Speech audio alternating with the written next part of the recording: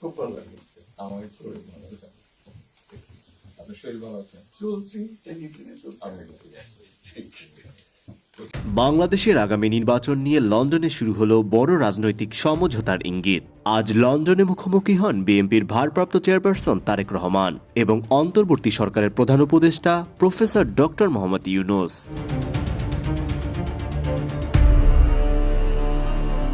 আলোচনা চলে এক শান্তিপূর্ণ ও সৌহার্দ্যপূর্ণ পরিবেশে, যেখানে তারেক রহমান প্রস্তাব দেন আগামী বছরের রমজানের আগেই যেন জাতীয় নির্বাচন অনুষ্ঠিত হয়। তিনি জানান এই সময়টিকেই সবচেয়ে উপযুক্ত মনে করছেন দলের চেয়ারপারসন বেগম খালেদা জিয়া। তার মধ্য থেকে যে কোনো একটি সময়ে জাতীয় নির্বাচন অনুষ্ঠিত হবে।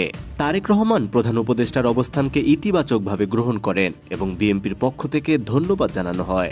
শেষে উভয় এই ফলপ্রসূ বৈঠকের জন্য একে অপরকে কৃতজ্ঞতা জানান।